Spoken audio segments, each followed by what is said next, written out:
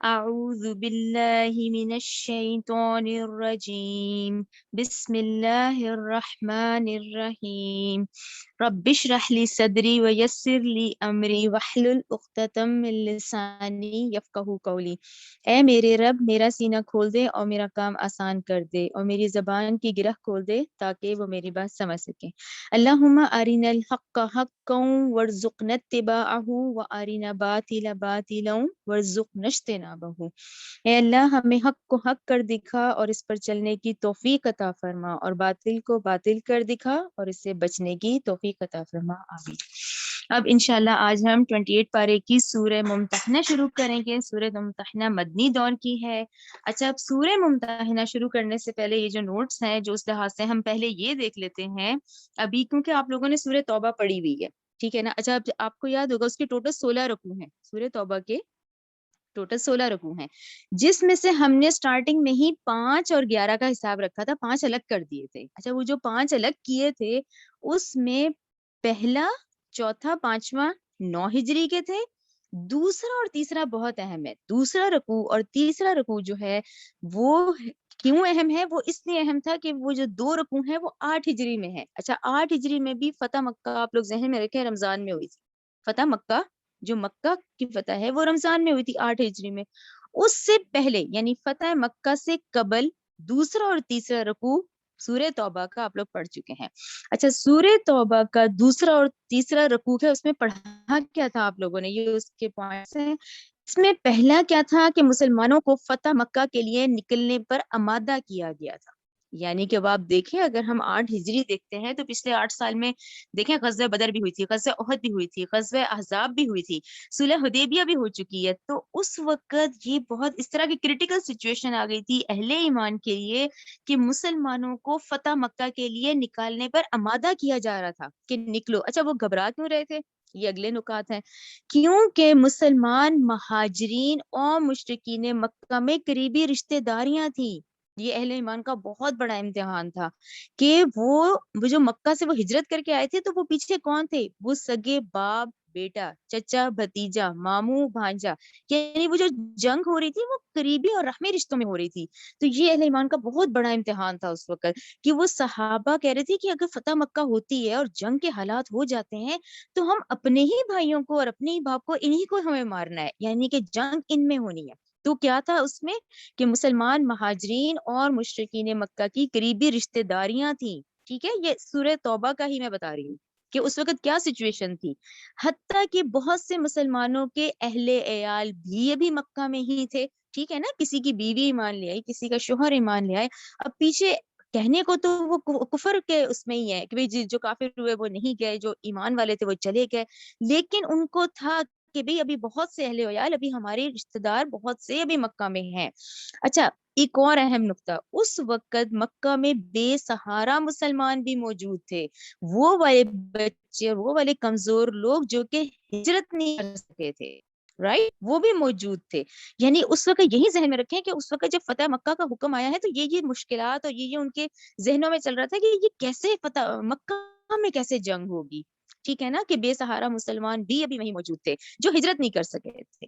اچھا، پھر اس کے بعد کیونکہ اب یہ مدنی دور کی صورت ہے اور یہ سورہ ممتحنہ اب آپ ذہن میں رکھیں یہ وہی قبل فتح مکہ سے قبل کی ہے، یعنی وہ 2 رکوع لکھ لیں بے شک، سورہ توبہ کا دوسرا اور تیسرا رکوع، اور یہ سورہ ممتحنہ یہ وہی ہے فتح مکہ سے قبل کے حالات، یعنی یہی ساری سچویشن یہ جو میں نے نکات بتائے ہیں نا، انہی کو ذہن میں رکھ کے ہم یہ سورج شروع کریں گے، کیونکہ یہی بات چل رہی تھی کہ ہم اپنے قریبی اور اپنے رشتوں سے کیسے لڑیں گے۔ اچھا، وہاں پہ تو مسلمان بھی ابھی موجود ہیں، کچھ کو تھا کہ ابھی تو ہمارے اہل و عیال سارے وہاں موجود ہیں، تو جنگ کی سچویشن کیا ہوگی۔ اسی میں کیونکہ یہ مدنی دور کی صورت ہے تو یہاں منافقین بھی تھے، رائٹ نا، منافقین کا تو بہت بڑا ہاتھ ہے، ہم نے مسلسل دیکھا ہے حوصلے پست کرنے میں اور اس طرح کی باتوں میں۔ تو منافقین نے کیا کہا تھا؟ انہوں نے یہ کہا کہ تم کفار مکہ اور مشرکین مکہ پہ چڑھائی کرو گے، تو وہ تو بیت اللہ کے متولی ہیں، پھر حتیٰ کہ وہ حجاج کی خدمت کرتے ہیں، یعنی ان کی سب سے بڑی تھی کہ پورے عرب میں یہ جو مکہ کے لوگ تھے مشرکین ہی تھے، یہ حجاج کی بہت زیادہ، حجاج اکرام کی بہت زیادہ عزت اور بہت خدمت کیا کرتے تھے۔ تو وہ کہہ رہے تھے ان کی، اچھا حتیٰ کہ آپ دیکھیں وہ مشرک ہی ہیں، ایمان اسلام بھی آ چکا ہے سب کچھ، اس کے باوجود یہ بات تھی کہ یہ حجاج کی اتنی خدمت کرتے ہیں اور یہ سب چل رہا ہے تو اس کے باوجود کیسے ان سے لڑیں؟ تو کیا ان کی نیکیوں کو ہم چھوڑ دیں؟ یعنی اللہ تعالیٰ کے یہاں ایکسیپٹیبل نہیں ہے کیا؟ جبکہ وہ نہیں دی کیونکہ وہ مشرک تھے. تو یہ اس وقت اہل ایمان کا بہت بڑا امتحان تھا کہ یہ فتح مکہ کی شکل کیا ہوگی اور یہ جنگ کیسے ہوگی، جبکہ یہ سارے پوائنٹس ہیں کہ خاندان والے اپنے ہیں، قریبی رحمی رشتے ہیں، حتیٰ کہ اہل و عیال موجود ہیں، حتیٰ کہ بہت سے ایسے مسلمان جو بے سہارا تھے، ہجرت نہیں کر سکے تھے، وہ بھی وہاں موجود ہیں. یہ ساری سچویشن کلیئر ہو گئی کہ آپ لوگ یہ ذہن میں رکھیں گے کہ سورہ توبہ کا دوسرا اور تیسرا رکوع اور سورہ ممتحنہ ایک ہی وقت کی ہیں، یعنی کہ فتح مکہ سے قبل 8 ہجری. تو فتح مکہ رمضان میں ہوئی ہے نا، تو آپ اس سے پہلے کے مہینے لگا لیں، اس وقت کی یہ صورت ہے، اور یہ صورت حال اپنے ذہن میں رکھیں یا یاد پڑھتے ہوئے. کلیئر ہو گیا آپ لوگوں کو؟ اچھا، اب جو پہلی ہی آیت ہے نا، اس میں پورا واقعہ ہے. پہلے واقعہ پڑھ لیتے ہیں تاکہ پہلی آیت جب ہم پڑھیں تو انشاءاللہ آپ لوگوں کو سمجھ آ جائے گی.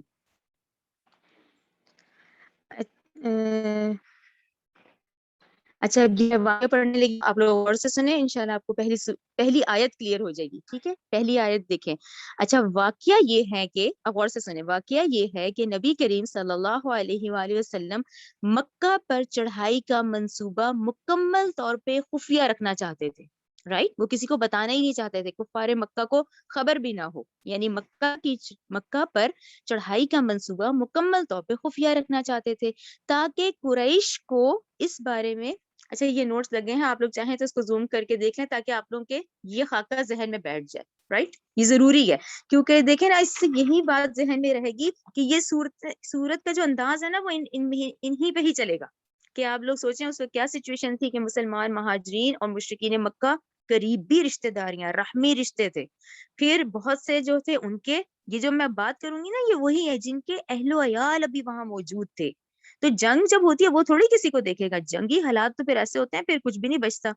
پھر اس طرح کیا تھا کہ بے سہارا مسلمان بھی موجود تھے، اور منافقین نے کیا نقطہ اٹھایا تھا، یہ نیچے کے 2 پوائنٹ کہ یہ تو بیت اللہ کے متولی بھی ہیں اور حجاج اکرام کی خدمت کرتے ہیں، تو کیا ان کی نیکیوں کو نظر انداز کر دیا جائے؟ یہ ساری ہی سچویشن ذہن میں رکھیں، اور چاہے بے شک لگے بھی رہنے دیں، آپ یہ واقعہ پڑھیں یا آپ کسی سے یہی پوائنٹ ٹیلی کرے گا اس کو. ٹھیک ہے. اچھا، نبی کریم صلی اللہ علیہ وسلم مکہ پر چڑھائی کا منصوبہ مکمل طور پہ خفیہ رکھنا چاہتے تھے تاکہ قریش کو اس کے بارے میں کوئی پیشگی اطلاع نہ ملنے پائے. لیکن ایک صحابی حضرت حاطب، تو ایسے ہے حاطب بن ابی بلتعہ، حاطب بن ابی بلتعہ رضی اللہ تعالی عنہ سے یہ بہت بڑی غلطی ہوئی کہ انہوں نے سرداران قریش کو ایک خفیہ خط کے ذریعے اس اہم جنگی راز کی اطلاع دینے کی کوشش کی. ٹھیک ہے، انہوں نے کہا کہ میں یہ خفیہ پلاننگ سرداران قریش کو ایک خفیہ خط کے ذریعے پہنچا دوں. حضرت حاطب انتہائی مخلص مسلمان تھے، اور یہ ذہن میں رکھیں آپ لوگ، وہ بدری صحابہ میں سے تھے. یعنی غزوہ بدر جو ہوئی تھی 2 ہجری میں، یہ بدری صحابہ تھے. ٹھیک ہے نا، انہوں نے وہ جنگ میں حصہ لیا ہوا تھا. حضرت حاطب کے اہل و عیال اور کنبے کے لوگ اس وقت مکہ میں تھے. انہیں یہ پریشانی لاحق تھی کہ مسلمانوں کی مکہ پر لشکر کشی کی صورت میں قریش ان کے اہل خانہ کو انتقام کا نشانہ بنائیں گے. اس اندیشے کے پیش نظر انہوں نے حملے کی پیشگی اطلاع دے کر قریش مکہ پر گویا ایک بہت بڑا احسان کیا. ٹھیک ہے نا، ان کا خیال تھا کہ شاید اس احسان کا لحاظ کرتے ہوئے ان کے اہل عیال کو کوئی تکلیف نہیں پہنچے گی. ٹھیک ہے نا، قریش کے کفار مکہ جو ہیں وہ میری خاندان کا خیال کر لیں گے جب میں اتنی بڑی بات ان کو بتا دوں گا کہ بھی یہاں جنگی سچویشن ہو گئی ہے. ٹھیک ہے. حضرت حاطب رضی اللہ تعالی عنہ نے مذکورہ خط ایک عورت کو دے دیا جو مکہ جا رہی تھی، اور اسے تاکید کی کہ وہ مکمل رازداری سے فلاں شخص تک یہ خط پہنچا دے. اس عورت کے مدینہ سے روانہ ہونے کے بعد اللہ سبحانہ و تعالی نے بذریعہ وحی نبی کریم صلی اللہ علیہ وآلہ وسلم کو اس کے بارے میں مطلع فرما دیا. حضرت محمد صلی اللہ علیہ وآلہ وسلم نے حضرت علی، حضرت زبیر اور حضرت مقداد بن اسود رضی اللہ تعالیٰ عنہ کو اس عورت کے پیچھے روانہ کیا. انہیں تیزی سے جانے کا حکم دیا اور فرمایا کہ مکہ کے رستے میں رودہ خاخ کے مقام پر آپ لوگوں کو ایک عورت ملے گی، اس کے پاس ایک خط ہے، وہ خط اس سے لے کے واپس آ جاؤ. حضرت علی رضی اللہ تعالیٰ عنہ تیز رفتاری سے سفر کرتے ہوئے نبی کریم صلی اللہ علیہ وسلم کی بتائی ہوئی جگہ پہ پہنچے تو وہ عورت وہاں موجود تھی. آپ نے خط مانگا، حضرت علی نے خط مانگا تو اس نے لا علمی کا اظہار کیا. حضرت علی نے فرمایا کہ اللہ کے رسول کی دی گئی اطلاع غلط نہیں ہو سکتی، لہٰذا تم سیدھے طریقے سے خط ہمارے حوالے کر دو، ورنہ ہم تمہیں برہنہ کر کے تمہاری تلاشی لیں گے. اس بات پر اس عورت نے خط اپنی چٹیا میں سے نکال کر حضرت علی کے حوالے کر دیا.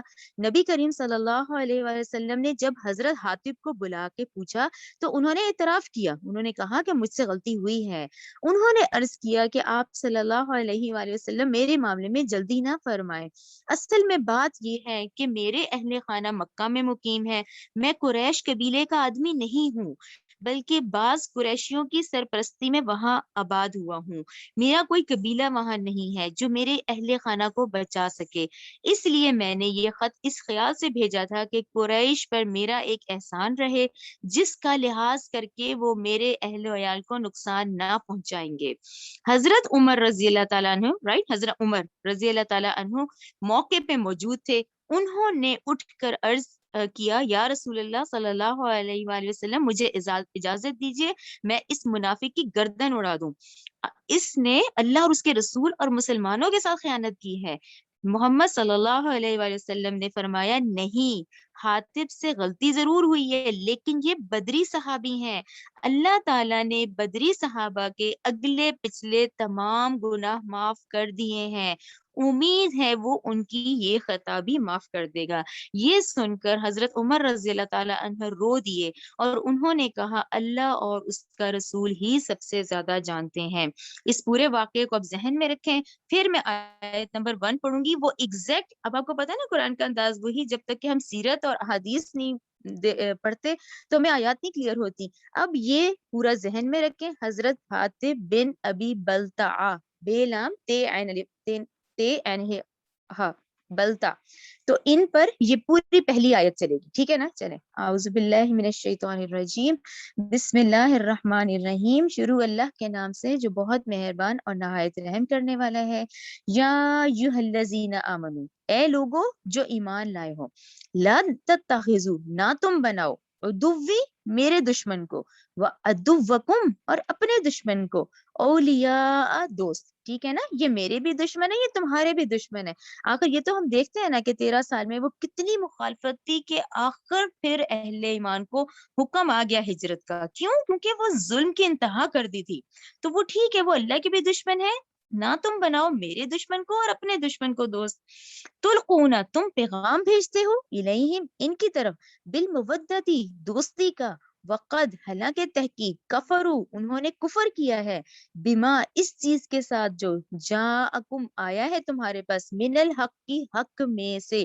یہ اب آپ لوگوں کو کلیئر ہو گیا ہوگا نا کہ جو حق آیا تھا، دیکھیں تمام دور جاہلیت کی وہ تمام رسمیں اور وہ پرانے نظریے اور عقیدے ختم کر دیے گئے تھے. کتنے جہالت بھرے ہیں نا، ہم نے دیکھا ہے. تو حق تو یہی تھا نا کہ حق آیا تو اس نے وہ تمام باطل کو ختم کر دیا، وہ تمام پرانی روایات کو ختم کیا گیا. تو انہوں نے کفر کیا. کفر اب آپ لوگوں کو کلیئر ہے نا؟ کفر کا مطلب انکار کر دینا ہوتا ہے، ناشکری کرنا، اللہ کے احکامات کی ناقدری کرنا. تو انہوں نے کفر کیا اس چیز کے ساتھ جو آیا تھا تمہارے پاس، آیا ہے تمہارے پاس حق میں سے. یخرجون، وہ نکالتے ہیں، رسول کو، وایاکم، اور خود تمہیں بھی. وہی بات کہ اہل ایمان کو کہا جا رہا ہے کہ انہوں نے رسول کو بھی نکالا اور تمہیں بھی. ان تؤمنو، اس لیے کہ تم ایمان لاتے ہو، باللہ، ربکم، اللہ اپنے رب پر. ان، نہ دوست بناؤ، اگر تم ہو، خرج، تم نکلے ہو، جہادن، جہاد کے لیے، فی سبیلی، میرے رستے میں، وابتغاء، اور تلاش کرنے کے لیے، مرداتی، میری رضامندی. ٹھیک ہے نا؟ وہ جو ہجرت ہوئی ہے، وہ جو انہوں نے گھر بار چھوڑا ہے، وہ سب اللہ کی رضامندی کے لیے تھا. تو سر رونا، تم پوشیدہ پیغام پہنچاتے ہو، بھیجتے ہو، الیہم، ان کی طرف، بالمودتی، دوستی کا، وانا، جبکہ میں، عالم، خوب جانتا ہوں، بما، اس چیز کو جو، اخفیتم، تم چھپاتے ہو، وما اعلنتم، اور اس چیز کو جو تم ظاہر کرتے ہو. ٹھیک ہے نا؟ یہ انسان کی وہی کیفیت ہے، ایک ظاہری مینس یہ جو ہمارے واضح، ہمارے ہاتھ اور ہماری اعضا کرتے ہیں ظاہری طور پہ، اور अख्फैतुम, जो हम अंदर बातनी तौर पे जो हम छुपा के रखते हैं उससे भी अल्लाह वाकिफ है, जो जाहिरी तौर पे हम कर रहे हैं, जो तुम जाहिर करते हो छुपाते हो, अल्लाह इसको खूब जानता है। वमन, और जो कोई, वमन यफअलहु, और जो कोई करे ये काम, मिनकुम, तुम में से, फकत, तो यकीनन, दल्ला, वो गुमराह हो गया, सवा सबील, सीधी राह से। राइट, ये पहला आयत जो है वो पूरा उस वाक्य पर चलती है। आयत नंबर 2 देखें। यस्कुफुकुम, और वो पाए तुम्हें, यकूनु, तो वो हो जाए, लकुम, तुम्हारे आदा दुश्मन, ठीक है ना। अच्छा, ये जो है ये फितरत बताई जा रही है, यानी दूसरी दूसरी जो आयत है उसमें भी, पहली में तो बताया गया ना कि तुम ऐसा कर रहे हो, दूसरी में इसमें कुफार का नेचर बताया गया है कि अगर वो पाए तुम्हें तो वो हो जाएंगे तुम्हारे दुश्मन। वो यबसुतु, और वो दराज करेंगे, इलैकुम, तुम्हारी तरफ, ऐदियाहुम, अपने हाथ, व अलसिनतहुम, और अपनी जबानें, बिस्सूई, बुराई के साथ, वो वद्दू, और वो पसंद करेंगे कि लौ काश तुरून, कि तुम भी कुफर कर लो, तुम भी करो। तुम्हारे साथ जितना ये जो तुम्हारे दुश्मन है, तुम्हारे जितने सारे हैं, ये सब क्या है, ये तुम्हें खुद इस तरफ चाहेंगे कि तुम कुफर की तरफ आ जाओ, वो कभी भी साथ देंगे। लन, हरगिज नहीं, तनफाकुम, नफा देंगे तुमको, अरहामुकुम, तुम्हारे रिश्ते नाते, वला औलादुकुम, और ना ही तुम्हारी औलाद, यौमुल क़ियामा, क़यामत के दिन। ये तो बहुत ही फिर सख्त आयत लगती है ना, कि ये सारी जो बात हो रही थी ये पीछे से यही थी कि हम जंग कैसे करेंगे, क्योंकि मुकाबले में हमारे ही भाई हैं, हमारे चचा हैं, हमारे रिश्तेदार हैं, हमारे रहमी रिश्ते हैं, तो ये कैसे होगा। तो ये अल्लाह ताला ने कहा हरगिज नहीं नफा देंगे तुम्हें, तुम्हारे रिश्ते, तुम्हारे नाते, ना तुम्हारी औलाद, क्यामत के दिन। अब ये क्यामत के दिन में देखें, यहाँ पे अल्लाह ताला नहीं, देखे ना, ये मोहब्बत तो डाली हुई है ना सब में, माँ में, बच्चे में, बाप में, सब में, लेकिन उस दिन कोई रिश्ता भी तुम्हें नफा नहीं देगा, यानी मुहासबा जो है देखें वो इंडिविजुअल, फर्दन फर्दन होगा, ठीक है ना। लेकिन यहाँ देखिए आजमाइश के तौर पे बहुत मोहब्बत डाली हुई है, ठीक है ना। लेकिन जब हम कुरान पढ़ते हैं तो देखिए मोहब्बत सही ट्रैक पे आ जाती है, ठीक है ना। फिर मोहब्बत होगी कि हमें इनको जहन्नुम की आग से बचाना है, असल टारगेट जो है वो आखिरत की कामयाबी होगी, ठीक है ना। तो अल्लाह ताला ने कहा हरगिज नहीं नफा देंगे तुम्हें, तुम्हारे रिश्ते, तुम्हारे नाते, ना तुम्हारी औलाद, क़यामत के दिन। यफसिलु बैनकुम, वो फैसला करेगा तुम्हारे दरमियान, वल्लाहु, और अल्लाह, बिमा, साथ इसके, जो तामलूना, जो कुछ तुम अमल करते हो, बसीर, खूब देखने वाला है। आयत नंबर आयत नंबर 4, कद तहकीक, कानत है, लकुम, तुम्हारे लिए, उसवतुन, नमूना, नमूना ठीक है ना, पैटर्न यानी मिसाल, तुम्हारे लिए उसवतुन, नमूना, हसनतुन, बेहतरीन, फी इब्राहीम, इब्राहीम में। अच्छा, अब हज़रत इब्राहीम की मिसाल दी जा रही है। अब फिर वही जहन में रखें कि देखिए उनकी तो पैदाइश जहाँ हुई थी, उन्हीं के वालिद जो आजिर हैं वही तो बुत तराश तराश के ही तो बना रहे थे, अपने हाथों से वो पत्थर की बुत बना रहे हैं और उसको पूज रहे हैं। और यहाँ हजरत इब्राहिम की जो फितरत सलीमा थी, उसने इस चीज का इनकार किया कि अपने ही हाथ से बनाए हुए जो बुत है कैसे वो माबूद हो सकते हैं, ठीक है ना। तो अल्लाह ताला ने कहा तहकीक है तुम्हारे लिए नमूना बेहतरीन इब्राहिम का, यानी हजरत इब्राहिम अलैहिस्सलाम की जो मिसाल दी गई है। अच्छा, इसको देखें आगे, वल्लजीना, और वो जो इन लोगों में से थे, यानी हजरत इब्राहिम और उनके अहले ईमान साथी, ठीक है ना, हो गया ना, कि तहकीक है तुम्हारे लिए नमूना बेहतरीन इब्राहिम में, वल्लजीना, और इन लोगों में जो माहू, उसके साथ थे, यानी हजरत इब्राहिम और उनके अहले ईमान साथियों की बात हो रही है। इसको आप लोग स्लैश कर दें तो यहाँ ये बात कंप्लीट हो जाती है। इस जब कालू, उन्होंने कहा, ये कौमिहिम, अपनी कौम से, इन्ना, बिलाशुबह हम बुराऊ, बेजार हैं, मिनकुम, तुमसे, व मिम्मा, और इनमें से जिनकी, ताबुदूना, तुम इबादत करते हो, मिन दूनिल्लाही, अल्लाह के सिवा, ठीक है ना। अच्छा, ये जो है अंदाज, ये वही वाली बात चल रही है। अगर हम इतना हिस्सा देखें कि उन्होंने अब एक वक्त आया कि अब उन्होंने खुल के कहा कि हम भी बेजार हैं इनसे जिनकी तुम इबादत कर रहे हो। अब किससे कहा है? अपनी कौम से कहा है, अपने कबीले वालों से कहा है। वही अपने कबीले जो अपने होते हैं, जो करीबी रिश्तेदार होते हैं, उनसे फिर ये बेजारी का इजहार किया कि हम बेजार हैं तुमसे, इनसे जिनकी तुम इबादत करते हो अल्लाह के सिवा। कफरना, हमने कुफर किया, बिकुम, तुम्हारे साथ, व बदा, और जाहिर हो गई, बैनना, हमारे दरमियान, व बैनकुम, और तुम्हारे दरमियान, अदावतु, अदावत, बल वल बगदाउ, और बुग़्ज़, अबदन, हमेशा हमेशा के लिए। यानी ये यही नुक्ता है जो इस वक्त अहले ईमान मक्का में फेस कर रहे हैं। वही बात समझाई जा रही है हज़रत इब्राहीम की मिसाल देकर, कि उन्होंने भी फिर अपने खानदान, अपने रिश्तेदार, अपने कबीले वालों को कह दिया کہ اب ہم بھی بیزار ہیں, ہمیں بھی تمہاری دشمنی کھلی نظر آ گئی ہے, اور اب یہ دشمنی تم سے ہماری ہمیشہ ہمیشہ کے لیے ہے. اس میں آپ لوگ ضرور, ابھی ہم نے سورہ مجادلہ پڑھی ہے, سورہ مجادلہ 22 جو ہے یہ ڈاکٹر اسرار نے ریفرنس دیا ہے اس میں سمجھاتے ہوئے کہ سورہ مجادلہ 22 ابھی آپ لوگ پڑھ کر آئے ہیں. دیکھیں اس کا ترجمہ ہے کہ تم نہیں پاؤ گے ان لوگوں کو جو حقیقتاً ایمان رکھتے ہیں اللہ پر اور یوم آخرت پر, کہ وہ محبت کرتے ہوں ان سے جو مخالفت پر کمر بستہ رہتے ہیں اللہ کی اور اس کے رسول کی, خواہ وہ ان کے باپ ہوں یا ان کے بیٹے ہوں یا ان کے بھائی ہوں یا ان کے رشتہ دار ہوں. تو یہ سارا جو ہے وہ رحمی رشتوں اور بہت قریبی رشتہ داریوں پہ چل رہا ہے کہ یہ اتنا بڑا اہل ایمان کا امتحان ہوتا ہے کہ دیکھیں اپنی قوم اور اپنوں سے ہوتی ہے محبت. دیکھیں نا حضرت ابراہیم اور یہ سب کوئی آسان تو نہیں تھا نا, نبی کریم صلی اللہ علیہ وسلم کو مکہ سے محبت تھی, یہ سب جو جتنے صحابہ تھے مکہ ان کا اپنا شہر تھا, لیکن پھر اس کو اس بیس پہ چھوڑنا کہ کیونکہ وہ اللہ کے دشمن تھے, بے شک سگے رشتہ دار سب, لیکن وہ اللہ کے دشمن تھے. تو پھر اس پہ دیکھیں یہ بات کی پیٹرن ہمیں کس کا بتایا جا رہا ہے, حضرت ابراہیم علیہ السلام کا, کہ اسوہ ان کا نمونہ, ان کی مثال دیکھو کہ انہوں نے پھر کیا کہا کہ ٹھیک ہے ہمیں یہ ظاہر ہو گیا ہے یہ ہمارے درمیان اور تمہارے درمیان عداوت اور بغض ہمیشہ ہمیشہ کے لیے, ٹھیک ہے نا, حتیٰ تؤمنو یہاں تک کہ تم ایمان لے آؤ, باللہ اللہ پر, وحدہ اس اکیلے اللہ پر, اللہ سوائے قولا کہنے کے, ابراہیم کے, لأبیہ اپنے باپ سے, لأستغفرن کہ میں ضرور مغفرت طلب کروں گا, لکا تیرے لیے. اچھا اس کو آپ ذرا سلیش کر لیں باللہ وحدہ پہ, تو یہ جو اتنا سا ہے نا اس کو ذرا دیکھیں دوبارہ کہ ہاں سوائے یہ کہنے کے ابراہیم کے اپنے باپ سے کہ میں ضرور تیرے لیے مغفرت طلب کروں گا. اب یہاں پہ آپ لوگ ضرور لکھیں سورہ مریم, کیونکہ یہ ڈیٹیل ہم وہاں پڑھ رہے ہیں. سورہ مریم آیت 46-47, سورہ مریم آیت 46-47 میں وہ یہاں کنیکٹ ہوتی ہے کہ جب انہوں نے کہا نا کہ اللہ تعالیٰ کہہ رہے ہیں کہ ابراہیم علیہ السلام نے اپنے باپ سے کیا کہا کہ میں ضرور مغفرت کی دعا کرتا رہوں گا, کیونکہ دیکھیں اوپر تو ہو گیا نا ظاہر کہ بھی ہم تم قبیلے والوں کی میرے ساتھ اب ہمیشہ ہمیشہ کے لیے دشمنی ہو گئی ہے.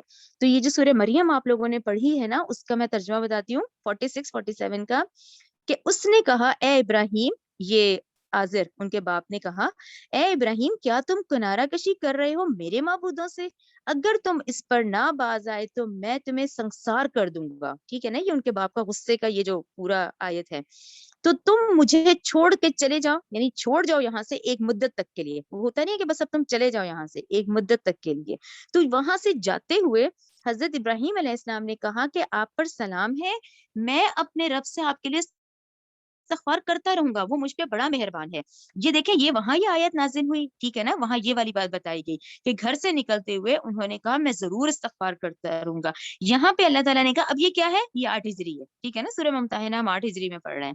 8 ہجری میں پھر کیا ہے کہ نہیں ہاں سوری کہ سوائے کہنے کے ابراہیم کے انہوں نے اپنے باپ سے کیونکہ یہ وعدہ کیا ہوا تھا کہ میں ضرور مغفرت طلب کرتا رہوں گا. اب آپ لوگ ذہنی اور زمانی ترتیب میں سورہ توبہ دیکھیں, وہ تو 9 ہجری کی ہے, تو اس کے ساتھ ہی آپ لوگ اگر لکھ لیں گے نا سورہ توبہ کی آیت نمبر 114 تو یہ کمپلیٹ ہو جاتا ہے. یعنی یہ واقعہ 3 صورتوں میں آتا ہے. سورہ مریم وہ جو گھر سے نکالا, پھر 8 ہجری میں سورہ ممتحنہ کی یہ والی آیت آئی کہ وہ جو انہوں نے وعدہ کیا ہوا تھا کہ میں استغفار کرتا رہوں گا اور میرا رب مجھ پہ بڑا مہربان ہے, تو یہ آیت آئی.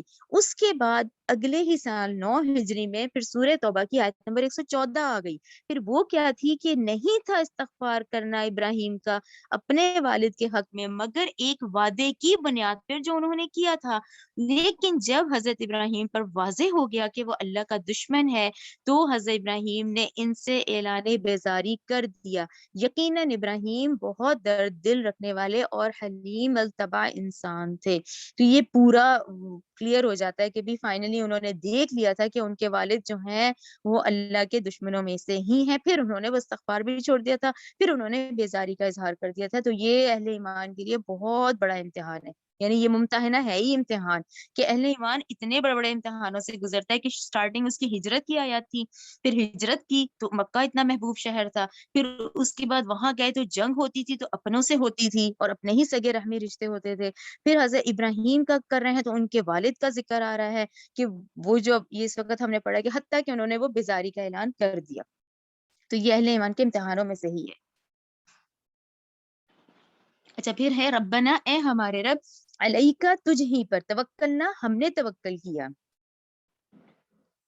نہیں سوری پیچھے ایک آیت یہ رہ گئی سوری. اپنے ابراہیم کہا اپنے باپ سے کہ میں ضرور مغفرت طلب کروں گا تیرے لیے. وما املکو اور نہیں میں اختیار رکھتا لکا تیرے لیے، یعنی اللہ تجھے معاف کرے یا نہ کرے، نہیں میں اختیار رکھتا لکا تیرے لیے من اللہ اللہ کی طرف سے من شیئن کسی چیز کا. ٹھیک ہے نا. اب یہ بالکل بات اللہ کے اس میں آگے کی بھی اللہ معاف کرے نہ کرے، اب میرے پاس اس چیز کا اختیار نہیں ہے. ٹھیک ہے نا. وہ اللہ کی طرف سے ہے من شیئن کسی بھی چیز کا.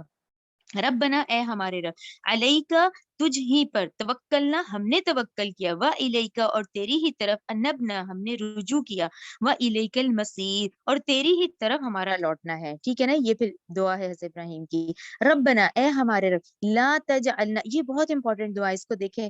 اے ہمارے رب لا تجعلنا، نہ تو بنا ہمیں فتنہ، فتنہ یعنی آزمائش نہ بنا، للذین ان لوگوں کے لیے جنہوں نے کفروا کفر کیا. اس کو اتنے حصے کو بھی روکے کہ دیکھیں اس بات، یہ بہت اہم دعا ہے کہ دیکھیں حضرت ابراہیم نے یہ دعا کی ہے کہ اے ہمارے رب نہ تو بنا ہمیں فتنہ ان لوگوں کے لیے جنہوں نے کفر کیا. اب اس کا کیا مطلب ہے؟ آیت نمبر یہ جو 5 ہے یہ بڑی اہم ہے کہ دیکھیں کافروں کی تو آزمائش تھی. اچھا اس کو 13 سال مکہ کے ذہن میں لائیں تو یہ بات سمجھ آ جائے گی. اب وہ کافر کیا کر رہے تھے؟ بے انتہا ظلم کر رہے تھے. آزمائش تو ان کی تھی، ظلم کس پہ ہو رہا تھا؟ ظلم تو مسلمانوں پہ ہی ہو رہا تھا نا، شدید جو ظلم تھا. تو حضرت ابراہیم نے اس ظلم سے اور اس آزمائش سے پناہ مانگی ہے کہ اے اللہ تو نہ ہمیں بنا فتنہ ان لوگوں کے لیے جنہوں نے کفر کیا. یعنی تو ان کا تو امتحان لیتا ہے لیکن ظلم تو مسلمانوں پہ ہو رہا تھا نا. دیکھا جائے تو وہ کافر، اب وہ جب ہو گیا، ابو جہل نے جو کرنا تھا کر لیا اور شہادت مل گئی ان لوگوں کو، حضرت سمیہ کو اور یاسر کو، لیکن وہ کتنی تکلیف دہ تھی، وہ کن مراحل سے گزرے. ٹھیک ہے درجے تو ان لوگوں کے بہت زیادہ ہو گئے، لیکن اس ہی آزمائش سے حضرت ابراہیم نے یہاں پناہ مانگی، یعنی اس چیز سے کہ اللہ ہمیں بچا لے.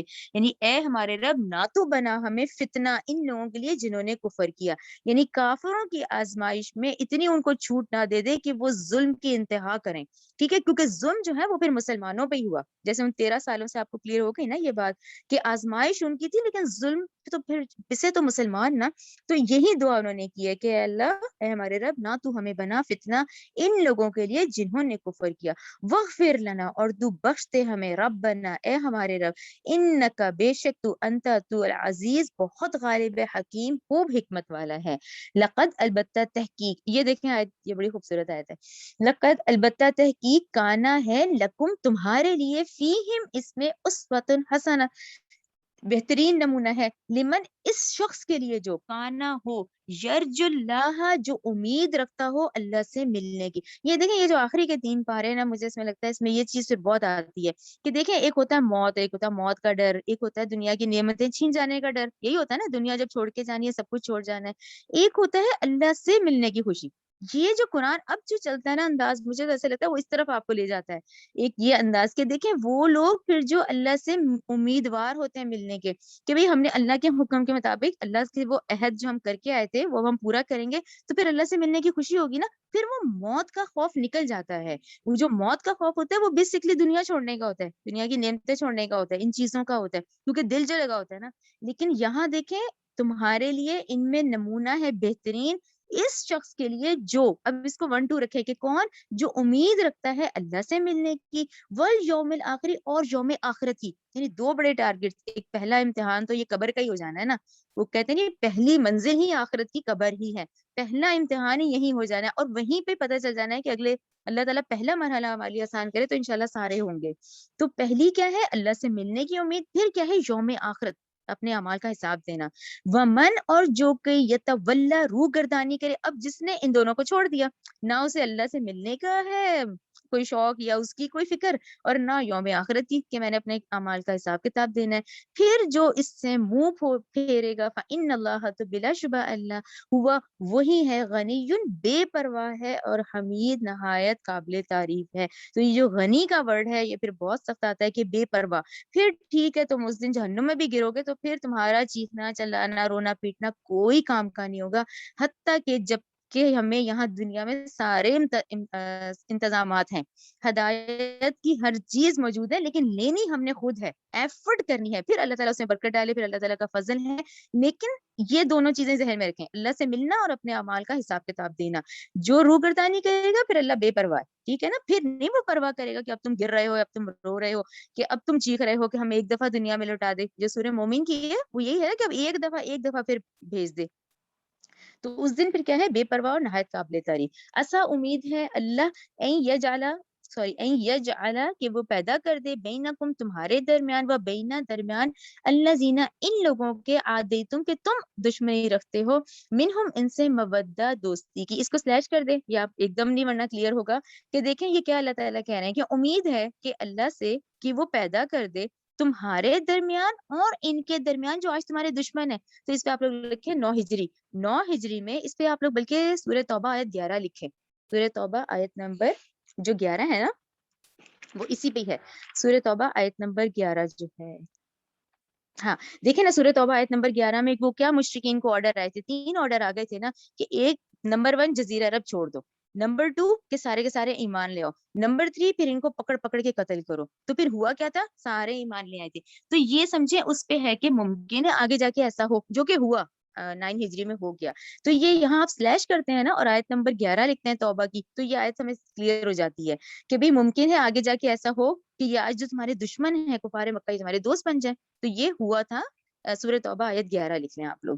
واللہ اور اللہ قدیر خوب قدرت رکھنے والا ہے، واللہ اور اللہ غفور الرحیم بہت بخشنے والا ہے، نہایت رحم کرنے والا ہے. آیت نمبر 8 دیکھیں. لا ینہاکم اللہ نہیں روکتا تمہیں اللہ عن الذین ان لوگوں سے کہ لم یقاتلوکم کہ نہیں وہ لڑے تم سے فی الدین دین کے بارے میں. اب کیا مطلب اس بات کا، اللہ تمہیں نہیں روک رہا ان لوگوں سے جو تم سے لڑ نہیں رہے. ٹھیک ہے نا، 2 طرح کے کافر ہوتے ہیں، ایک تو وہ تھے جو ہتھیار لے کر آ گئے، ایک یہ والے کافر کون سے ہیں، آیت نمبر 8 والے جو نقصان نہیں دیتے، جو ہتھیار لے کے نہیں آتے بلکہ وہ طریقے سے رہتے ہیں، اخلاق سے رہتے ہیں. ٹھیک ہے بھائی ہم نہیں مان رہے، ہم آبائی دین پہ قائم ہیں، لیکن وہ نقصان بھی نہیں پہنچا رہے.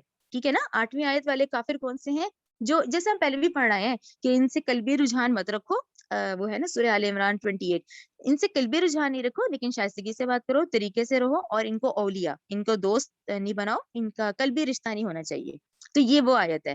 نہیں روکتا تمہیں اللہ ان لوگوں سے کہ نہیں وہ لڑتے تم سے دین کے بارے میں، وَلَمْ يُخْرِجُوكُمْ نہ ہی انہوں نے تمہیں نکالا ہے، من دیارکم تمہارے گھروں سے. ٹھیک ہے نا، وہ کافر جو نقصان نہیں پہنچاتے، تنگ نہیں کرتے، تمہارے گھروں سے نہیں نکالتے، ان اس بات سے کہ تبرہم کہ تم حسن سلوک کرو ان کے ساتھ، وہ تقسطوا اور تم انصاف بھی کرو ان کے ساتھ. ٹھیک ہے نا، یعنی سورہ آل عمران 28 کے بعد یہ بھی وہی والی بات ہے. جو ایسے ان کو ہم اس میں جو ٹرم ڈاکٹر اسرار نے کہی ہے وہ ہے نا غیر حربی کافر، یعنی حرب جنگ کو کہتے ہیں نا.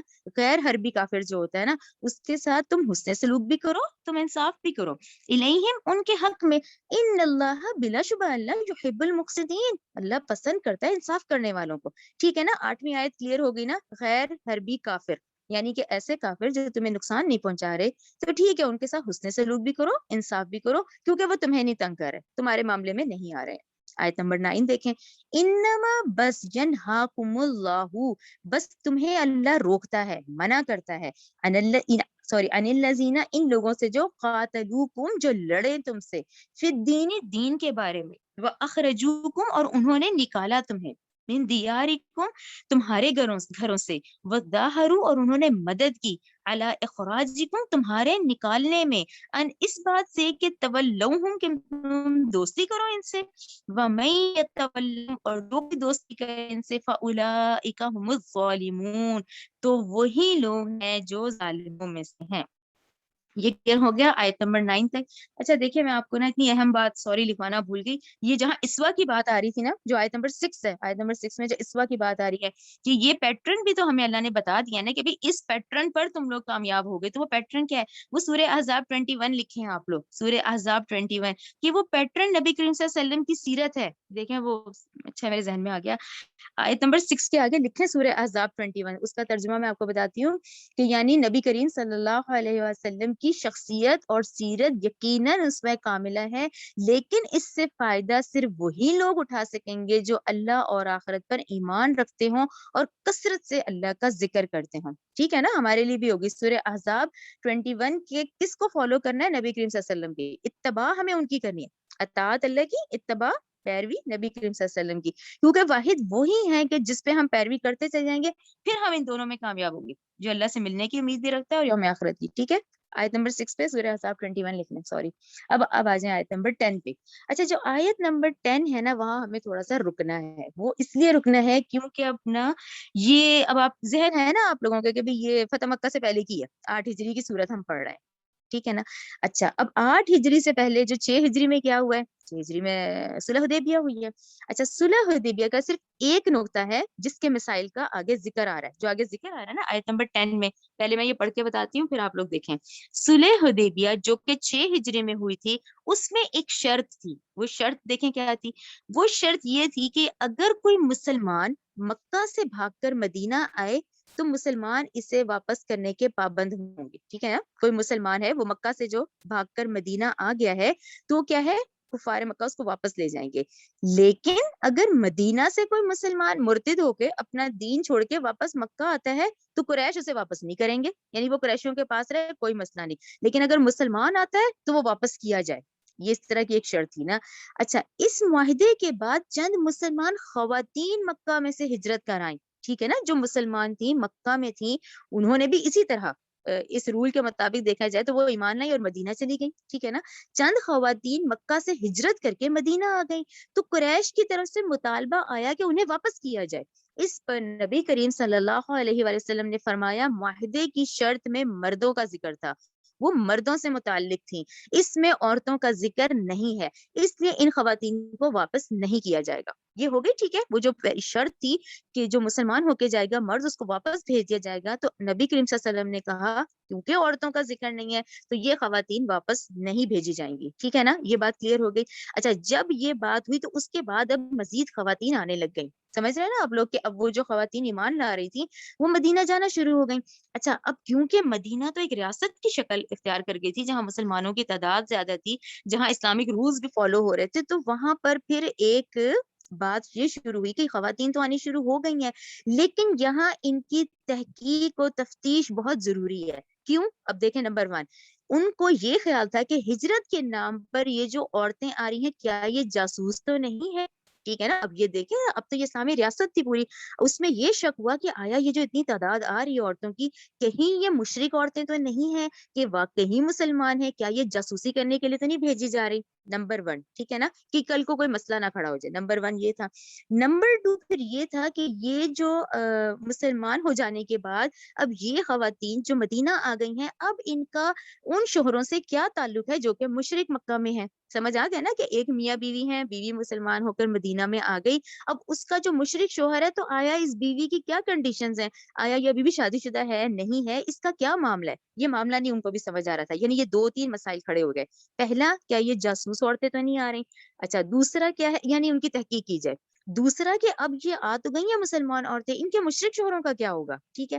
اچھا، تیسرا، پھر کیا کوئی مسلمان وہاں پہ مدینہ کا آدمی ان عورتوں سے شادی کر سکتا ہے. اب یہ تمام سوالوں پہ اگلی آیات چلیں گی. ٹھیک ہے. اب جو 10 سے شروع کریں گے تو اس شرط کو بھی ذہن میں رکھیں، یہ خواتین کو بھی ذہن میں رکھیں، ان کی تحقیق کا بھی ذہن میں رکھیں، اور یہ بھی رکھیں کہ آیا اب ان کے مشرک مردوں سے ان کا کیا زوجیت ہے، اب کیا ہے، تو اس کے آرڈرز ہیں یہ. ٹھیک ہے، کلیئر ہو گیا. چلیں اب کرتے ہیں آیت نمبر 10. یا ایھا الذین، اے لوگو جو آمنو ایمان لائے ہو، اذا جب جاءکم آئے تمہارے پاس، مؤمنات مومن عورتیں، ٹھیک ہے نا، وہ مسلمان ہو کے آ رہی تھی، مہاجراتن ہجرت کر کے، کیا ہے، فم تحینوہن، تو یہ ممتحنہ ہے نا، ان کے امتحان لے لو. ٹھیک ہے، ان کا امتحان لے لو، تحقیق کرو ان کی، ان خواتین کی. ٹھیک ہے نا. اچھا، ان کے امتحان لو. اللہ عالم خوب جانتا ہے، بی ایمانہن، ان کے ایمانوں کو، ان کے ایمان کو. فَإِن، پھر اگر، علمتموہن مؤمنات، ٹھیک ہے نا، تم نے تحقیق کر لی، تم نے جان لیا کہ یہ مومنہ ہی ہیں، یہ مومن عورتیں ہیں. اچھا، آگے دیکھیں. فَلَا تَرْجِعُوهُنَّ إِلَى الْكُفَّارِ، تو اب تم ان کو کفار کی طرف مت لوٹاؤ، یعنی اب یہ مسلمان عورتیں ہیں، ان کو واپس نہیں بھیجو. ٹھیک ہے نا، نہ تم لوٹاؤ انہیں کفار کی طرف. آگے دیکھیں.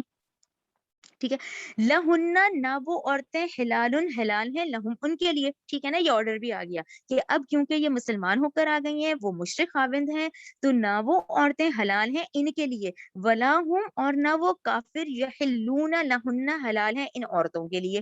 کلیئر ہو گیا، یہ دونوں باتیں ہو گئی۔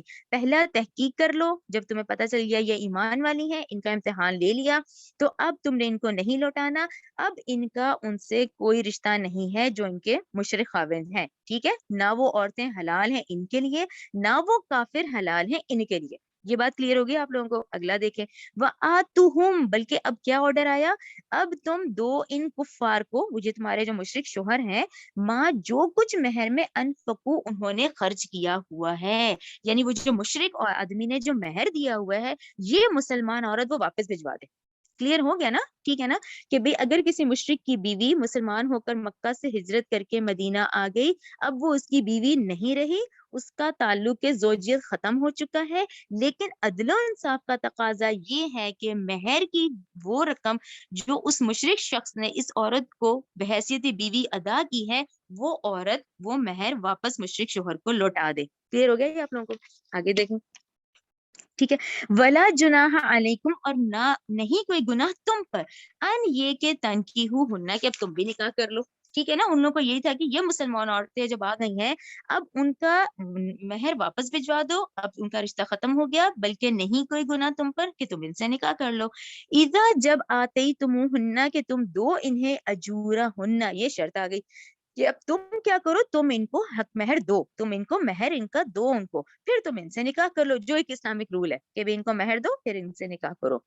آگے دیکھیں، ولا تم سکو، اور نہ تم روکو، قبضے میں رکھو، بعصمی عصمت وافر، کافر عورتوں کی، ٹھیک ہے نا، اب وہ جو تم مسلمان آئے ہوئے ہو مرد جو ہیں، ان کی جو مشرک بیویاں جو مکہ میں ہیں، تم بھی طلاق دے دو، ٹھیک ہے، ان مسلمان مردوں کے بھی آرڈر آ گئے کہ جو مسلمان مرد اس وقت آئے ہیں، وہ جو ہجرت کر کے آئے ہوئے ہیں، وہ جن کی مشرک بیویاں ابھی تک ہیں، تو یہ آرڈر اب آیا، یہ آرڈر آیا کہ اب تم بھی تمام جو صحابہ ہیں وہ ان عورتوں کو طلاق دے دیں، ان کا ان سے کوئی تعلق نہیں رہے گا، ٹھیک ہے، دونوں کے ہو گئے۔ ولا تم سکو بے اسم امل کوافری، یعنی اب نہ تم روکے اور قبضے میں رکھو ان کافر عورتوں کو، وسالو، اور تم بھی مانگ لو، ماں جو کچھ مہر انفقتم تم نے خرچ کیا ہے، ول یسالو، چاہیے کہ وہ کافر بھی مانگ لیں، یعنی جو مہر تم نے اپنی کافر بیویوں کو دیے ہوئے تھے وہ تم بھی واپس لے لو، یعنی وہ عورتیں بھجوا دیں، اور جو مہر کافروں نے اپنی مسلمان بیویوں کو دیے ہوئے تھے تو وہ عورتیں بھی اپنے مشرک شوہروں کو بھجوا دیں، ٹھیک ہے نا، وہ مشرک عورتوں سے اپنے مہر لے لیں اور مسلمان عورتیں اپنے مہر ان کو بھجوا دیں، ایکول، بالکل انصاف کے تقاضے کے مطابق، ٹھیک ہے نا۔ ذالکم حکم اللہ، یہ ہے اللہ کا فیصلہ، ٹھیک ہے نا، یحکم، وہ فیصلہ کرتا ہے، بینکم، تمہارے درمیان، واللہ، اور اللہ خوب جاننے والا ہے، خوب حکمت والا ہے۔ یہ کلیئر ہو گیا، یہ پورے اس مسئلے کا حل پورا کلیئر کر دیا گیا۔ اچھا، اب آ گئی یہ 11 اور 12 آیت، ٹھیک ہے نا، 11 12 13 جو نہیں سوری 11 اور 12 13 چینج ہے، 11 اور 12 کا پہلے آپ لوگ میرا غور سے سن لیں کہ 11 اور 12 میں کیا ہے۔ 11 اور 12 یہ آیت چلے گی اس طریقے سے کہ آپ سب اس سے واقف ہے، بیعت عقبہ اولا، بیعت عقبہ ثانیہ، یہ کب ہوئی تھی؟ یہ جو مکہ کے 13 سال یا 12 سال کہلائے جاتے ہیں اس میں بالکل لاسٹ میں ہوئی تھی۔ اب 11 12 کر لیں، جو لوگ سمجھتے ہیں 13 ہے وہ 12 13 کر لیں، ٹھیک ہے نا۔ سب سے پہلے مدینہ سے 6 لوگ آئے تھے، ٹھیک ہے، جب مدینہ کے 6 لوگ آئے تھے، جب وہ نبی کریم صلی اللہ علیہ وسلم سے ملے تھے تو انہوں نے آنکھوں ہی آنکھوں میں بات کر لی تھی کہ یہ وہی نبی ہیں جن کا یہود انتظار کر رہے ہیں، جو پہلے 6 لوگ آئے ہیں، ٹھیک ہے نا۔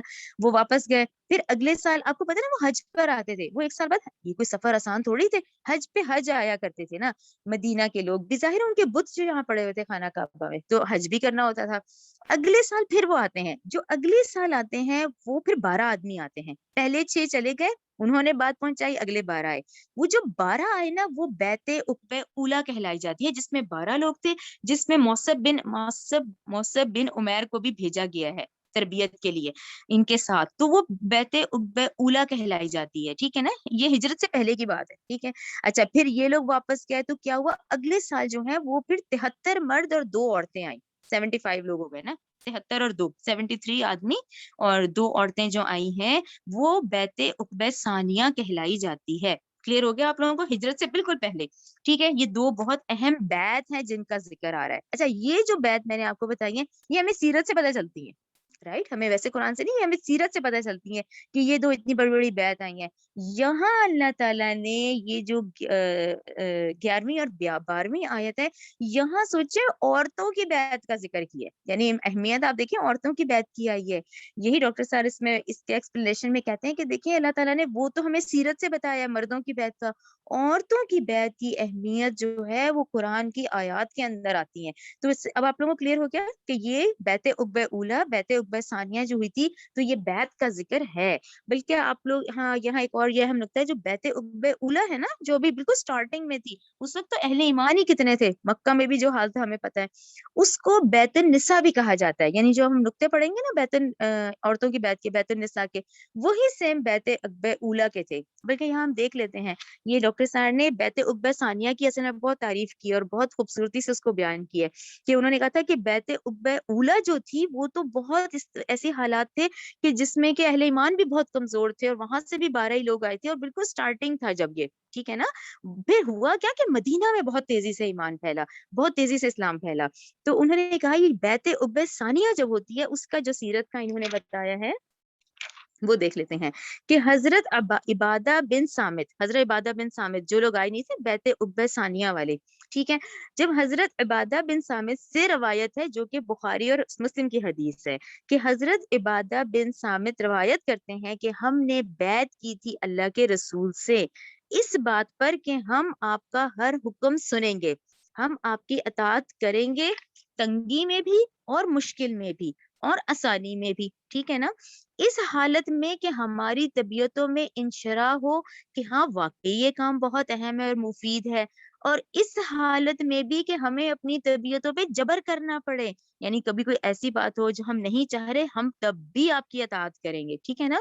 یعنی کہ ہم کسی فیصلے میں بھی اتفاق نہ ہو تب بھی آپ ہی کا فیصلہ مانیں گے, آپ صلی اللہ علیہ وسلم کا, اور اس کے باوجود کہ دوسروں کو ہم پہ ترجیح دی جائے, یعنی ہمارے مقابلے میں کسی نوارد کو بھی, یعنی نوجوان کو بھی امیر بنا دیا جائے گا, ہم تب بھی اعتراض نہیں کریں گے, اور جنہیں آپ صلی اللہ علیہ وسلم ذمہ دار یا امیر بنائیں گے ہم تب بھی جھگڑا نہیں کریں گے, بلکہ ہم ہر حکم مانیں گے, اور یہ کہ ہم حق بات ضرور کہیں گے جہاں کہیں بھی ہوں گے, اور ہم کسی ملامت کرنے والے کی ملامت کے خوف سے اپنی زبانیں بند نہیں کریں گے.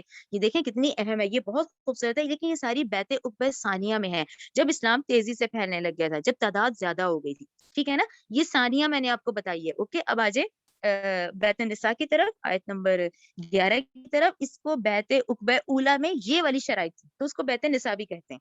کلیئر ہو گیا نا آپ کو؟ چلیں آیت نمبر 11 دیکھیں. وَإِنْ, اور اگر فاتکم چلی جائے تم سے, شیئن کوئی چیز, من ازواجکم تمہاری بیویوں سے, الی الکفار کفار کی طرف, فعاقبتم تو بدلے میں دو ان کے خاوند کو مال غنیمت میں سے. اچھا دیکھیں, سوری یہ تو ابھی 11ویں آیت تو سوری پیچھے سے چل رہی ہے, دیکھیں یہ پیچھے سے وہی چل رہی ہے, سوری وہ جو مہر کا نہیں تھا, ہاں ہاں یہ وہ تھا آیت نمبر 11 میں, سوری دیکھیں آیت نمبر 11 میں تھا کہ وہ جو مشرک خواتین تھی نا, وہ بعض جو تھی وہ ضد میں آ گئی تھی, انہوں نے کہا تھا کہ ہم نہیں مسلمان آدمیوں کو بھیج رہے, رائٹ. جو مشرک عورتیں تھیں نا جو مکہ میں تھیں, وہ انہوں نے ضد میں آگے کہا تھا ہم نہیں بھیج رہے مسلمان مردوں کو مہر نا.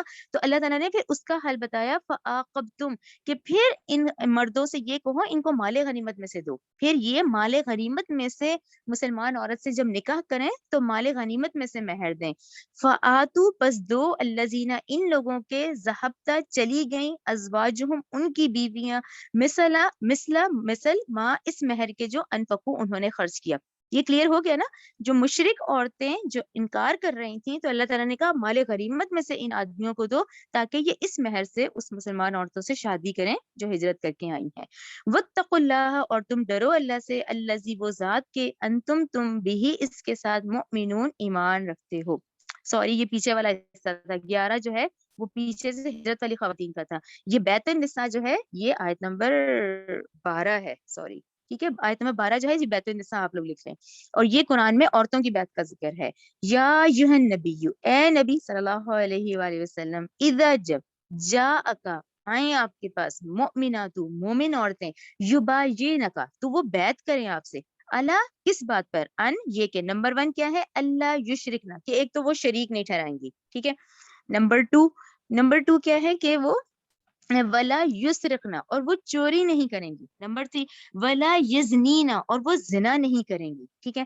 नंबर 5 क्या है, वला यक्तुलना औलादहुन्ना वला यातीना और ना वो अपनी औलाद को कत्ल करेंगी। नंबर 5 वला यातीना ना वो लगाएंगी बिबुहतान ऐसा कोई भी बुहतान यफ्तरी ना हो जो उन्होंने घड़ लिया हो बैना दरमियान ऐदीहिन्ना अपने हाथों के व अर्जुलिहिन्ना अपने पाँव के। अच्छा ये जो है ना 5वां नुक्ता, इसका डॉक्टर सर ने बड़ा अच्छा बताया। उन्होंने कहा है कि ये जो इल्जाम लगाने का क्या मतलब है कि जिना की तोहमत नहीं लगाएंगी, तो उन्होंने कहा कि ये ना सिर्फ ये कि जिना की तोहमत नहीं किसी पे लगाएंगी और ना किसी मर्द पे ही ये इल्जाम लगाएंगी कि इसने आबरूरजी की है, यानी ये इल्जामात भी नहीं लगाने, ना जिना करना है ना इस तरह के इल्जाम मर्दों पे ही लगाने हैं। तो ये दोनों इस पॉइंट में आते हैं 5वें के अंदर, ठीक है। 5वां हो गया ना कि वह ना बुहतान लगाएंगी जो उन्होंने घड़ा हो इसे दरमियान अपने हाथों के अपने पाँव के। फिर नंबर 6 है वला यासीन का और ना वो ना फरमानी करेंगी आप सल्लम की फी मारूफिन किसी नेक काम में, फबा ये हुन्ना तो आप बैत कर लें इनसे, वस्तगफिर और आप मगफरत तलब करें लहुन्नल्लाह इनके लिए अल्लाह से, इन्नल्लाह बिलाशुबा अल्लाह गफूरुर रहीम बहुत बख्शने वाला नहायत रहम करने वाला है। ये क्लियर हो गया। ये आयत नंबर 12 है, सॉरी बैतुन निसा वाली। और ये जो बैते उकबे उला आप लोगों को समझ आ गई, बैते उकबे उला में वो जो पहले 12 मर्द आए थे उनसे ये वाली बात कही गई थी। सानिया तो बाद में है ना, जो मैंने डिटेल से बताया कि उन्होंने कहा कि हम हर हाल में कहना मानेंगे, लेकिन बैते उकबे उला में यही 6 शराइत थी कि अल्लाह के साथ शरीक नहीं ठहराना, चोरी नहीं करनी, जिना नहीं करना, अपनी औलाद को नाहक कत्ल नहीं करना, कोई बुहतान नहीं लगाना और आप सल्लम की नाफरमानी नहीं करनी, ठीक है। बैते उकबे उला और बैतुन निसा एक ही कहलाई जाती है। आयत नंबर 13 या अय्युहल्लज़ीना ए लोगो जो आमनू ईमान लाए हो ला ततवल्लौ ना तुम दोस्ती करो कौमन ऐसी कौम से गदिबा जिन पे अल्लाह का गजब हुआ है, जिनसे अल्लाह गुस्सा हुआ है। कौन? यहूदी, ठीक है ना, मखदूब अलैहिम कौम। गदिब अल्लाहु अलैहिम जिन पे हुआ अल्लाह का गुस्सा, गुस्सा हुआ अल्लाह इन पर।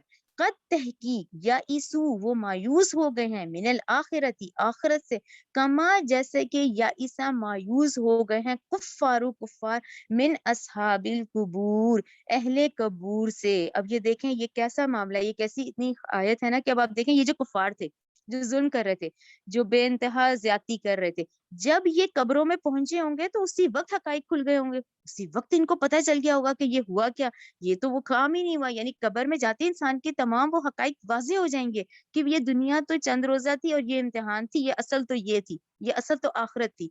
तो वो ऐसे ही मायूस हो गए जैसे अहले कबूर हो गए हैं, क्योंकि अहले कबूर का अमालनामा इस वक्त बंद हो गया है। ये हम इसीलिए वो जो सुबह उठ के दुआ पढ़ते हैं अल्हम्दुलिल्लाहि अहयाना बादमा मातना व इलैहि नशूर, कि वो अल्लाह हमें फिर एक दिन दे रहा है अल्हम्दुलिल्लाह, अल्लाह की तारीफ के साथ कि फिर एक दिन हमें अमाल करने का दे दिया गया है, नेकी करने का एक अगला दिन दे दिया जाता है। तो हर ये इस वक्त जो है वही कि इंसान पल पल इसको अल्लाह के जिक्र और अल्लाह की फर्मा बरदारी में गुजारे, वरना फिर वो कैसे मायूस हो गए, वो ऐसे ही जैसे कि ये अहले कबूर है, ये अहले कबूर अब मायूस हो गए हैं, ठीक है ना। चले यहाँ सूरत कंप्लीट होके रब्बना तक़ब्बल मिन्ना इन्नका अंतस समीउल अलीम व तुब अलैना इन्नका अंतत तव्वाबुर रहीम सुब्हानक अल्लाहुम्मा व बिहम्दिका अशहदु अल्ला इलाहा इल्ला अंता अस्तगफिरुका व अतूबु इलैक।